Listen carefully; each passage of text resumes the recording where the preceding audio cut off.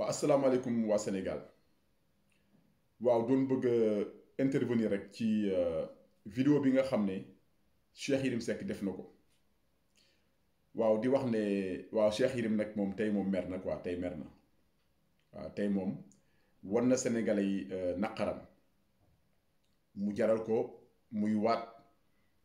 génne kurus lu ne mu dugg ci ngir ne day setal deram waaw loolu nag moo am ay jàngat yoo xam ne dañ ko cee war a def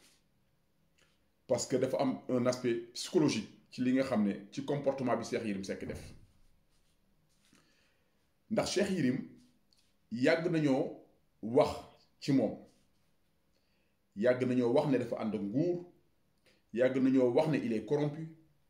yàgg nañoo wax ci moom lu bare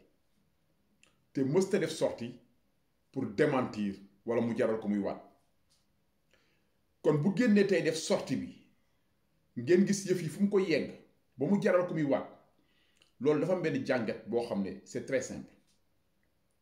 mooy Cheikh Yérim Seck lañu ko doon tuumal lépp dëgg la woon lañu ko doon tuumal yépp lëkkaloo bi mu doon lëkkaloo pouvoir bi sortie yi mu doon def di matt di ëf di défendre ay ñoom Mamour Diallo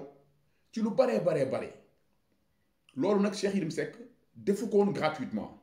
forcément am na benn gain mën na nekk gain stratégique mën na nekk gain financier mën na nekk gain politique mën na nekk gain aussi boo xam ne dina ko permettre kenn dootu ko woo ci wàllum justice par rapport ak dossier bi nga xam ne moom la concerné woon lu nekk mën na cee ne waaye bu ngeen gisee loolu yépp génnul woon di démentir wala di waat mais bi yoon dafa génn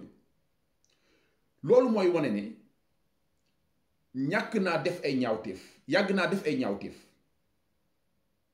waaye bii moom defuma ko c'est que loolu lay signifier mooy dëgg la lañ ma doon waxal lu bari dëgg la maa ko doon def waaye bii defuma ko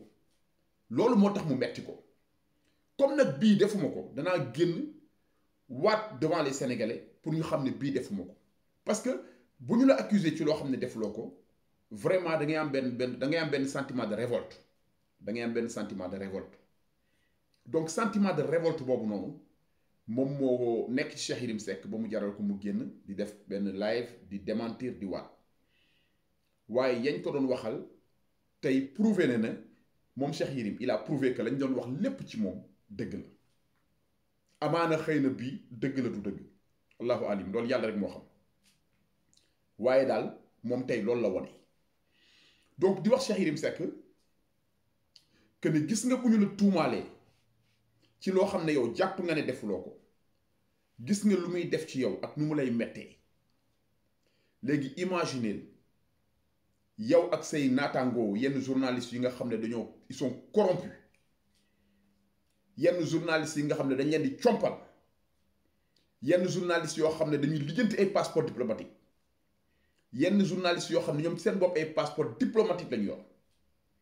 imaginez leen yéen li ngeen di teg ci deru président Ousmane Sonko imaginez leen li ngeen di jéem a dugal ci bopp Sénégalais yi jëm ci président Ousmane Sonko yow Cheikh Yérim Seck yow yaa jéem a njëkk a dugal ci bopp Sénégalais yi naan président Ousmane Sonko ab salafiste la naam waxuloo ko ouvertement mais da nga ko wax de façon détournée parce que yéen vous êtes très fort dans la manipulation tey adduna war na laa jàngal nga xam ne jël dara di ko teg ci deru doomu aadama boo xam ne deful waxul yëgul nekk na loo xam ne non seulement di nga ko layoog moom ci kanamu borom bi waaye imaginez méttit boobu nga xam ne mooy nekk sa xol kon je pense que lii leçon la boo xam ne war nga cee jàng lu bare te ngeen xam ne Sénégal laa wax de Sénégal dinañ ko libérer Sénégal dafa toll ci ñu libérer ko te dinañu libérer Sénégal may profité ci loolu aussi di lancer benn message jëmale ko ci kër kilifa diine yi jëmale ko ci église bi jëmale ko ci kilifa aada yi di leen wax ne yéen ñëpp am ngeen responsabilité ci Sénégal na muy doxee yéen ñëpp da ngeen am responsabilité ci jàmmu Sénégal bu Sénégal nekkee jàmm am ngeen rôle bu ngeen ciy joué bu Sénégal nekkul ci jàmm am na rôle boo xam ne waroon ngeen ko joué bu ngeen ko joué wul nag mooy andi Sénégal dugg ci fitna Sénégal tey nu mu constitué woo wax dëgg yàlla man mi sama bopp man dama jàpp ne même bu président Ousmane Sonko jëlee réew mi te yàlla na ko yàlla def war nañ di consulter kilifa diine yi war nañ di consulter tarixa yi ci yenn questions yu essentielles yi nga xam ne dafa jëm ci ay ressources naturelles yi nga xam ne dafa jëm ci wàllum éducation yi nga xam ne dafa jëm ci wàllum environnement wàllum économie ak bu mu ci mënta doon war nañu mën a consulter kilifa diine yi ba xam ñoom lan moo ci seen position ak lan moo ci seen xalaat ndax man gëm naa ne dëkk bi mën nañ ko gouverner ndoo ensemble waaye ci kaw tarixa yi ba réew mi jaaxle ba jeunesse bi jaaxle ba sénégalais yi jaaxle ba nga xamee ne ñu ngi piétiner suñu démocratie ba nga xamee ne ñu ngi piétiner suñu constitution ba nga xamee ne ñu ngi buntu xatal opposition bi ba nga xamee ne pouvoir en place mu ngi nekk def lu ko neex te dara fekk ko ci ba nga xamee ne am na ay officiers dans l'armée yoo xam ne ñu ngi woo ay hommes politiques yu tekkiwul dara na di leen demander ndax ñu escorter leen ci activité boo xam ne nekkul activité bu concerne réew mi mais seeni activité personnelle ba nga xamee ne loolu yépp mu ngi am ñu ngi daggati suuf si di ko caxat-caxatee ci kaw yéen kilifa diine yi ngeen génn ngeen wax ci loolu ngeen ñëw ci côté peuple bi wan ne yéen ak peuple bi yéen a ànd te lii nga xam ne gouvernement baa ngi koy def àndu leen ci ndax injustice du ngeen ci dox à condition ko ngeen am taxawaay boobu waaye bu ngeen amul taxawaay boobu ñuy buntu xatal opposition bi ngeen toog fa ngeen toog kenn déggu leen ngeen génn pour wax ak pouvoir bi pour mu arrêter alors dans ce cas ñun dañ leen di wax ne dëkk bi daañ ko libérer waaye buñ ko libérer dëkk bi daañ ko gouverner sans yéen le pays sera gouverné sans les tarixa le pays sera gouverné sans kilifa diine yi sans kilifa aada yi sans l'église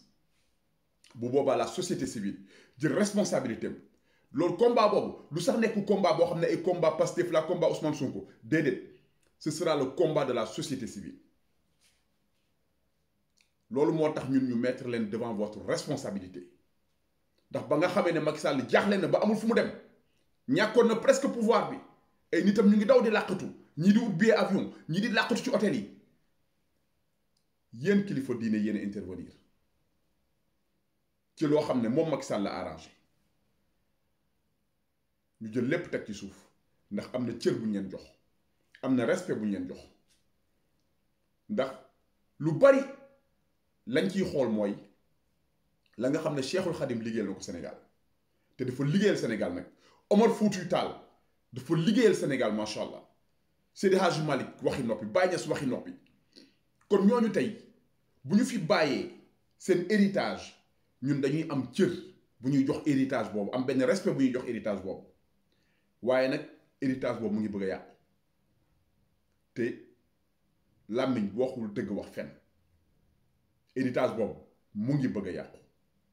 kon nag man damay attirer seen attention yéen ñi nga xam ne yéen a nekk autour du xalif ndax am na yu bari yoo xam ne sax moom du ko yëg waaye yéen ñi nga xam ne yéen a nekk autour du xalif moo xam Touba la moo xam Tivaouane la moo xam Kaolack la fu mu mënta doon na ngeen xam ne yéen a nga bëgg a yàq héritage bi nga xam ne moom la fi seen maam yi bàyyi woon te peuple sénégalais bii tey jeunesse sénégalaise bii tey nekk na jeunesse bu décomplexé nekk na jeunesse boo xam ne jeunesse bu comprendre lu baree bare kon di attirer seen attention rek ngeen bàyyi xel ci loolu te xam ne réew mi bu yàqoo bis bu tàkkee pour defaraat ko dina jafe trop te pouvoir bi nii ma leen gis ñuy doxale di rejeter ay candidatures yoo xam ne teguloo ko ci dara teg ko ci loo xam ne moo la neex bu waa Benno Bokk Yaakaar ñëwee manqué la ay dossier manqué la ay détails nga accepté bu ñëlee ñëwee manqué la ay détails nga rejeté di wane ne maay def lu ma neex di jaabantaloo ay nit di couper ay courant di saboter li nga xam ne moom mooy scrutin bi war a ñëw mënu leen wax ne yéen a ngi toog fa ngeen toog te yëgu leen ko yëg ngeen lépp xam ngeen lépp la question mooy lan moo tax du ngeen ci wax kon nag may attirer seen attention di leen alerter di leen wax ni soyez du côté du peuple ou le peuple gouvernera sans vous.